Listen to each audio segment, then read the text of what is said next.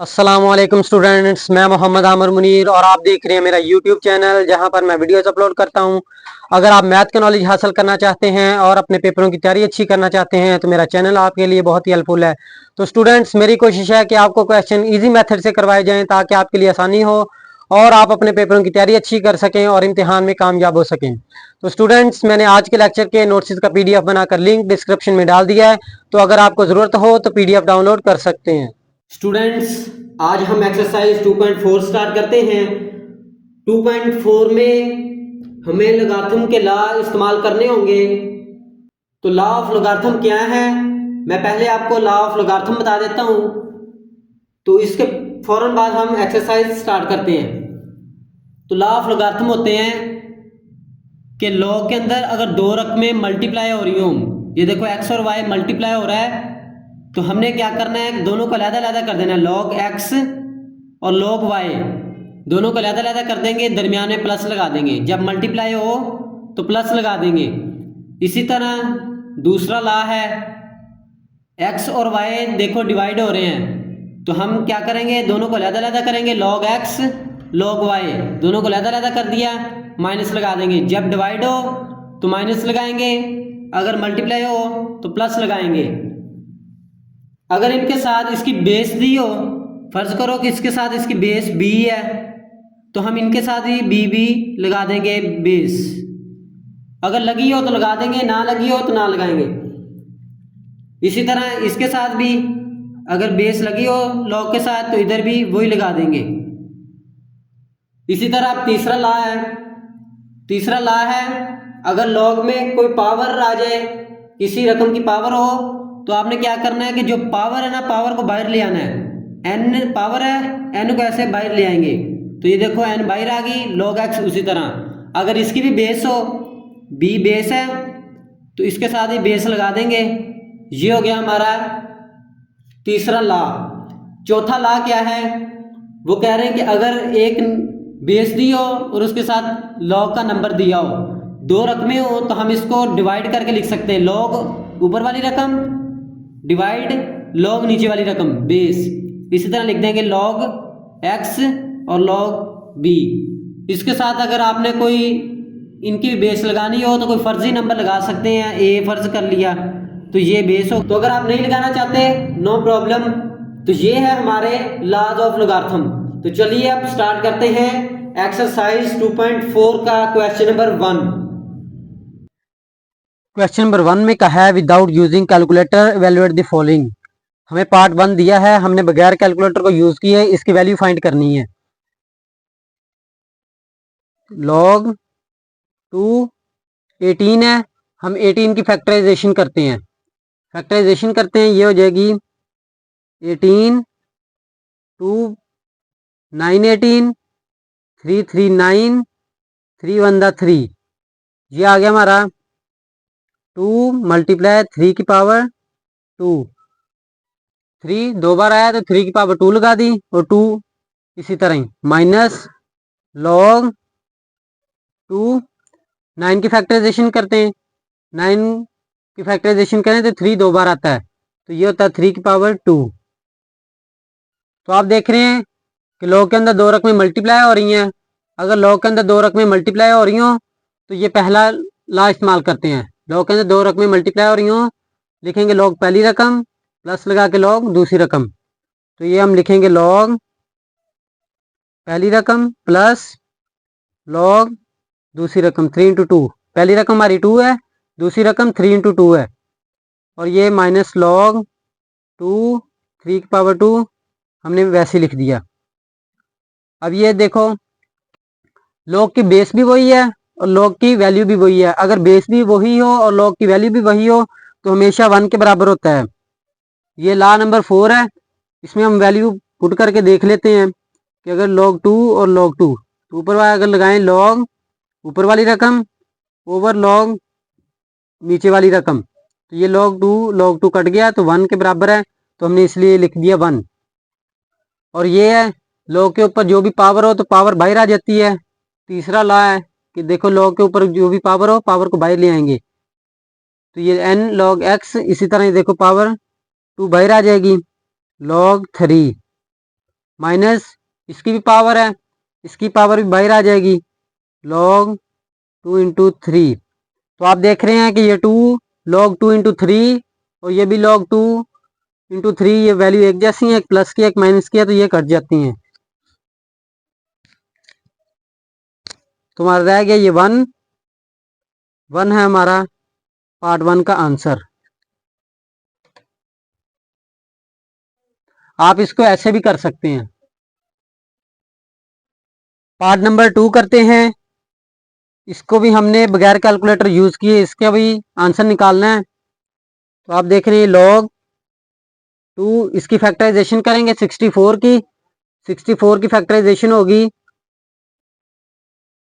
236, 224, 216, 28, 24, 22, 21। ये हमारी 2 की पावर आ गई 1 2 3 4 5 6। 2 की पावर आ गई 6 प्लस log 2 इंटू 2 पर पावर आ जाए, पावर को बाहर ले आते हैं 6 log 2 इंटू 2। अब जो हमने थर्ड लॉग किया है उसमें log के ऊपर कोई पावर आ जाए तो पावर को बाहर ले आते हैं। तो इसी तरह हम इस 6 को बाहर ले आए प्लस log 2 इंटू 2 6। अभी हमने किया कि अगर log की बेस भी वही हो, वैल्यू भी वही हो, तो वो हमेशा 1 के बराबर, प्लस ये भी 1 के बराबर। तो ये हो गया 6 1 दा 6 प्लस 1, इसी तरह 6 और 1 7। ये है हमारा पार्ट सेकंड का आंसर। आप पार्ट सेकंड को इस तरह भी कर सकते हैं कि log 2, अब दो लॉग ज़्यादा हैं, दरमियान में प्लस है, अगर दरमियान में प्लस हो तो सिंगल लॉग करके उनको मल्टीप्लाई कर देते हैं। तो हम इनको करेंगे मल्टीप्लाई 64 मल्टीप्लाई 2। क्यों? दोनों लॉग अलग हैं, दरमियान में प्लस हो तो लॉग सिंगल करके इन दोनों को मल्टीप्लाई कर देंगे। ये हो जाएगा log 2 इंटू, इनको मल्टीप्लाई करेंगे तो आंसर आएगा 128 log 2। 128 की फैक्टराइजेशन करें 128 2 6 12 2 4 8 2 3 2 2 4 2 1 2 2 6 12 2 8 16 2 4 8 2 2 2 1 2। तो ये 2 की पावर कितनी आई 1 2 3 4 5 6 7। 2 की पावर आ गई 7। हमने जो तीसरा ला पढ़ा है कि अगर ऊपर पावर आ जाए तो पावर को बाहर ले आएंगे। ये जो कि 7 log 2 इंटू 2। तो अब ये 7 वही बेस हो, वही लोगार्थम की वैल्यू हो, तो वो हमेशा 1 के बराबर। ये 7 1 दा 7। तो आप इसको ऐसे भी कर सकते हैं। पार्ट 3 करते हैं 1/3। अब 8 है, 8 की फैक्टराइजेशन करेंगे। 8 की हो जाएगी 2 4 8 2 2 4 2 1 दा 2 log 3। ये 2 की पावर 3 आई, तो लिख देंगे 2 की पावर 3 माइनस log 3। 18 की फैक्टराइजेशन करते हैं। 18 की फैक्टराइजेशन होगी 2 9 18 3 3 3 9 3 1 दा 3। यह आ गया 2 और 3 की पावर 2। 2 मल्टीप्लाई 3 की पावर 2 इक्वल टू 1/3। अब देख रहे हैं कि जो भी log के ऊपर पावर हो तो पावर को बाहर ले आएंगे, पावर बाहर आ गई log 3 इंटू 2 माइनस, अब log के अंदर दो रकमें मल्टीप्लाई हो रही हैं। अगर log के अंदर दो रकमें मल्टीप्लाई हो रही हो तो हम उनको लहदा कर देंगे और दरमियान में प्लस लगा देंगे 3 इंटू 3 पावर 2। आप देख रहे हैं ये 3 3 कट गया log 3 into 2 minus log 3 into 2 minus अंदर मल्टीप्लाई करेंगे, ये minus plus minus log 3 into 3 की पावर 2।